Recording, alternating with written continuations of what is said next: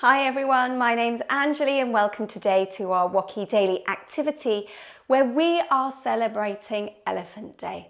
So elephants are naturally living in the wild in Africa, in Asia, or at least there were a lot more of them living in the wild than there are now.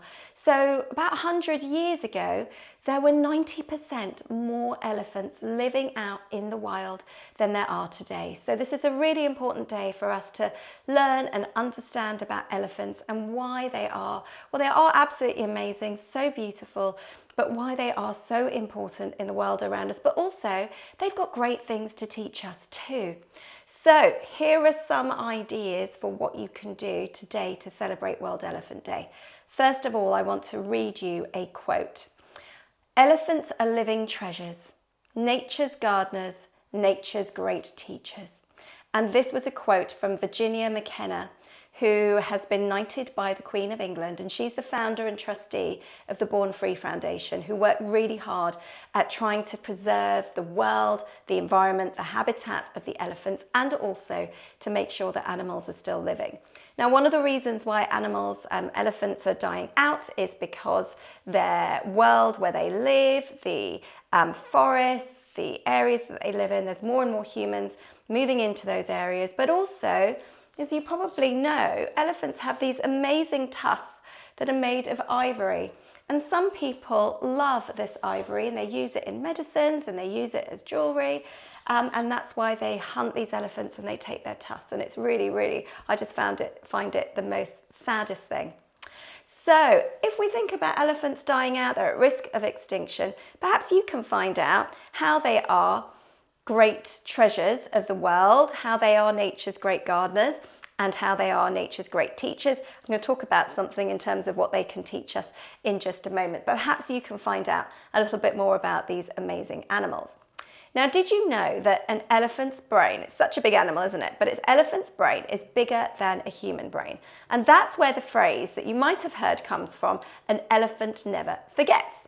So I thought it started making me think about how we can exercise our brains and make them stronger. They will never be as big as an elephant's brain, but we can help make our brains more powerful by doing different exercises.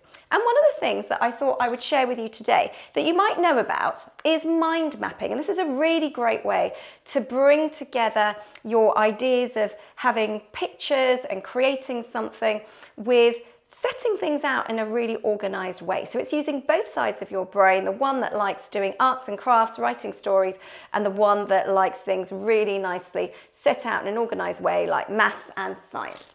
So let me share with you an idea of a mind map. And this is my mind map that I did of a book. So you can do mind maps about anything. You can do it about your favorite day out. You could do it about a holiday. You could do it about your favorite hobby. You can even do it about one of your favorite books.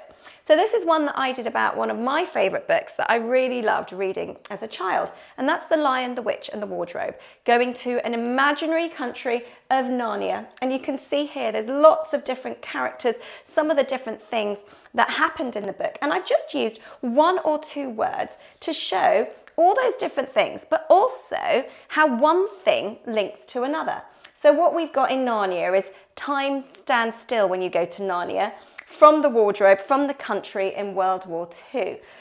We have also got the different characters, the different children in the Narnia story. We've got the White Witch, we've got Aslan the Lion, we've got Father Christmas, we've got some of the people that the children meet, like Mr. Tumnus, Mr. and Mrs. Beaver.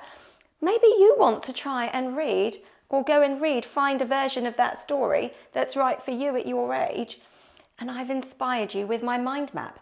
So maybe you can create a mind map that tells people a story in pictures. You can even add pictures to this type of thing, by the way, and that makes it really come to life as well.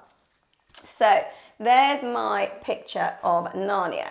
Now, one more thing that I wanted to share with you about elephants, and just to help you get thinking. So elephants are really intelligent animals, and they have amazing feelings. They show great empathy. They show that they understand how they feel, how other animals feel. So for example, there are some elephants that when they meet each other and they haven't seen them for a long time, they kind of almost give each other a hug or touch each other on the forehead.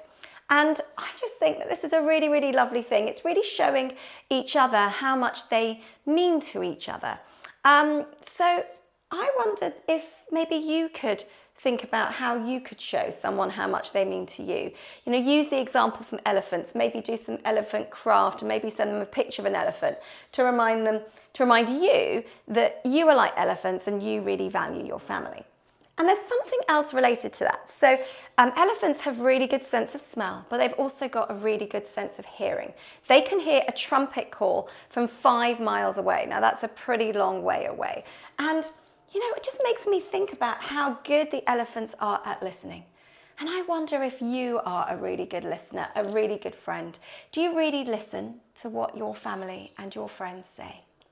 Well, I hope I've given you some ideas for what you can do to celebrate World Elephant Day and what we can learn from elephants as well. But whatever you decide to do today, enjoy. As I love the elephants. I love what the world has to show us. So thank you, world. Love always and namaste. And I look forward to seeing you soon.